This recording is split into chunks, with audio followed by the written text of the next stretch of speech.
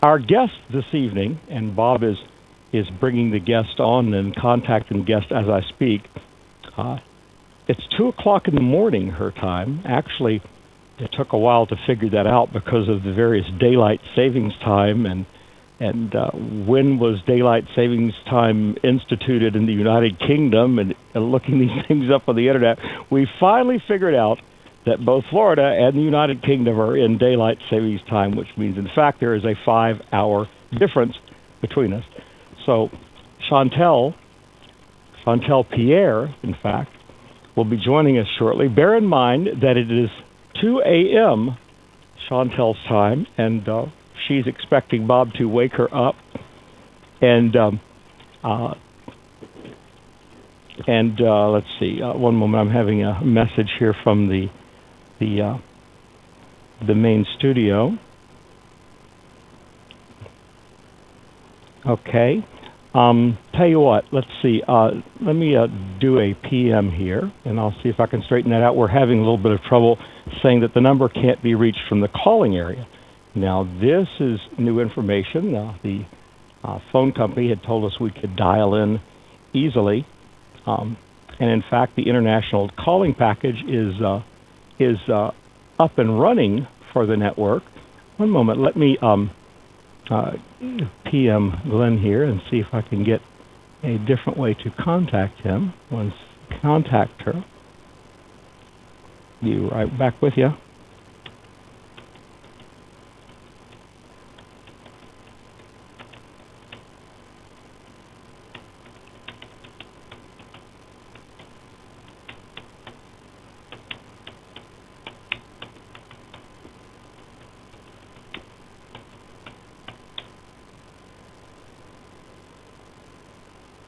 Okay, yeah, there we go. That's taken care of. I've requested that our executive director of music talent bookings, who is Mr.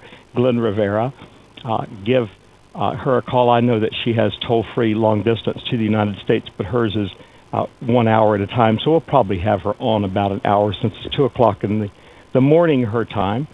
That being the case, yes, and Glenn is contacting her now.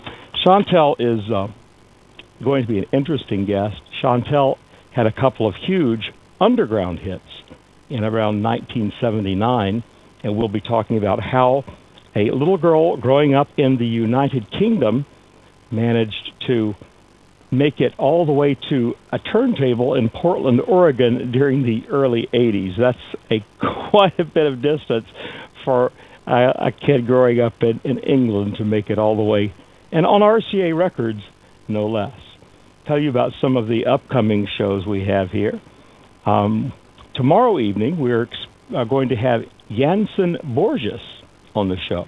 Now, Jansen is an 18-year-old Coral Glades High School student, and we'll be happy to have him on the show because he is a Gleason student organizer. Jansen will be talking tomorrow evening at 9 o'clock about the National Day of Silence in support of the anti-bullying of kids coming up in elementary schools and middle schools and high schools.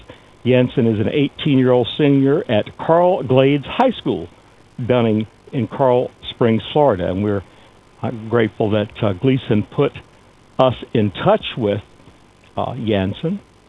Now, on the 30th, we will have Mr. Scott Hall.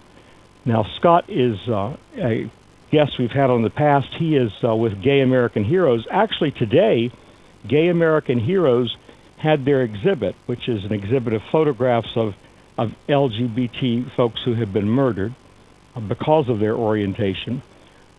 The first exhibit in the state capitol happened today. Scott Hall and many others. There were press conferences. I was very sorry. I'd hoped that I would be able to attend that. Because I was not able to attend it, Scott has agreed to join us this coming Wednesday evening, and Scott will be bringing us a story from Gay American Heroes exhibit in the Capitol here in Tallahassee. And let's see, getting in touch with Chantal. Okie doke. Little story. I'll cover a couple of news events while we're getting a hold of her. Sorry about the difficulties. International calling is always tricky. It's unknown why our international calling package is not working correctly this evening. It was verified today, but you just never know about these things. I guess we should have tried calling the Queen today. That might have, if we could have gotten the Queen of England on the phone, we would know that we could have, in fact, reached Chantel. Does anyone remember Erin Davis? Some call her Erin Davis. She pronounces it Erin, if I'm not mistaken, but we'll call it Erin for ease of use. Anyone remember her? Anyone remember her Volkswagen Beetle? The Volkswagen Beetle that was defaced by some thugs writing fag on it in spray paint, very ungracefully writing fag on it in spray paint. Why they're calling a young woman a fag, I'm not sure. Nonetheless, they did. Also on this Volkswagen, her nice new Volkswagen Beetle, by the way, they wrote "You are gay" with U spelled U and R spelled R, gay. Now, Erin, instead of fixing the car, having it repainted, decided simply to drive around with it. She kept the slurs in the car as a way to start conversations and to raise awareness about LGBT issues and homophobia in Albany, in the Albany, New York area. Well, guess what? Her car has gotten a brand new look. Wait till the American Family Association finds out about this.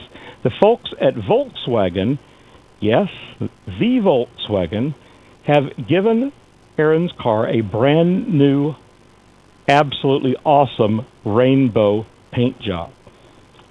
That's right. She now takes what she calls the fag bug. In fact, fag bug is written prominently across the side of the professionally painted rainbow color car. She takes the fag bug across the United States and keeps a blog. She said that the fag bug has become much more than it was when it started, and to be able to transform it into something positive rather than people looking at the car in the situation that it was in with the spray paint, they might be upset and hurt. So I'd rather they look and see how the bright colors are and see something fun and playful instead of something hurtful. If you'd like to see the pictures of the fag bug with the original spray paint job, you can go to fagbug.com. That's one word, F-A-G-B-U-G. That's fagbug.com, and you can see there's an image there of the original damage and also an image there of the bug that has been painted by Volkswagen for Erin.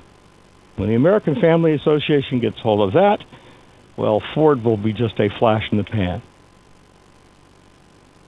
I see that we have Chantal Pierre on the line. Chantal, welcome to Strictly Confidential. Hello, Peter. Hello, sweetheart. How are you? I'm fine. And can you hear me okay? Yes, I can hear you. Wonderful. I Chantal, hear you had a bit of trouble getting through. I am so sorry. The problem was on our end. We verified our international calling package today with our carrier, and in fact, they said all was go, and they gave the studio the dialing information for how to ring you up in the United Kingdom. But darn, when it came showtime, it would not work for any reason. So I beseeched our friend Glenn to give you a call. Thank you so much for calling us, Chantal. You're welcome, Peter. Now, Chantal, just so I know for sure, that you're going to be charged if this call goes over an hour. Is that right? That's right. Okay. Well, let's not do that. Plus, in fact, it's 2 a.m. at your time. So let's not keep you up all night anyway. So we'll count on keeping you for about an hour. If you wouldn't mind keeping track of that for me, because I'm a little bit off regarding the time the call was initiated. Thank you so much, Chantal. That's fine, Peter. You're welcome. Wonderful. Well, thank you Chantal, for inviting me onto your show. I am delighted to have you on the show. I am absolutely delighted, and I was thrilled when our friend Glenn Rivera, who I'm now calling the Executive Director of Talent Bookings for Strictly Confidential. In any case, I was thrilled when Glenn told me that he had the artist who did Instant Love on. I said, Glenn, no, I have been looking for that track since the early 80s when I played it in some clubs in Portland, Oregon, and it was one of the tracks that got lost along the way. So many times vinyl has a way of escaping. And I have been looking for a copy forever since then, for what, 20 years now, almost 30 years. Lord. And I couldn't believe it. I am thrilled to have you on the show. Thank you very much, Peter. It's quite exciting for me as well after all this time. You know, to be on the show. Yes, well, you are certainly not forgotten, Chantal. Now, Chantal, how do you grow up? How does a little girl who grew up in England manage to make it all the way to the United States on my turntable in the early '80s on the RCA label? Did you start out in a musical family? Do you have theater experience? What led you in this direction? This blows me away. We did start off quite musically because we went off to boarding school when I was very young, and they veered towards the arts. It was one of these PNEU schools, and just my siblings and I were in there, and a couple of other people, and they veered really towards the arts. Like, we always learned about artists, and we'd listen to classical music, we'd play classical music, you know, on violin, cello, and all these different instruments. And then also we'd go off to stage school, to Barbara Speed School, and do tap and ballet, you know, usual thing. But, wow. I mean, it's just quite long ago now, so it's a bit hard to sort of remember everything. Was it your family that pushed you in that direction, tell us about your brothers and sisters in the family. Did you all lean that way? No, not really. Well, my brother's he does sculpting with marble. My sister was an actress. She has a website on the internet I found the other day. And my other sister used to play the cello, but unfortunately she's got arthritis now, so she can't really carry on doing it. But really, so in fact, you do come from a very creative family. Then yes, but we haven't kept on pursuing things. You know, we've had different things happen to us, so we've had to let go of some of our creativeness. Well, Chantal, as you got a little older, were you involved in the dance scene? Did you like to go to the dance clubs, and what was the scene like in your town? Are you in fact from Wimbledon? Yes, I am. Yes, I'm from Wimbledon. I live here still. The dance scene was, I used to listen to all sorts of different music when I was young, you know, and dance to it. I mean, it was all happening, I think, at that time. And disco was part of it. And, getting into the disco music was, it was quite strange, actually, because I knew this guy called Matthew, who was a hairdresser, who obviously knew Trevor Vallis. And Trevor Vallis was looking for a singer to front Instant Love. So I went along there, and he seemed to like me, and then RCA signed me up. And that was it, really, basically. I see. So Chantal, you met Trevor, and were quickly signed to no less than RCA Records, which is certainly no small accomplishment. People try to get signed on big labels for many years. What did you think of that? Were you shocked?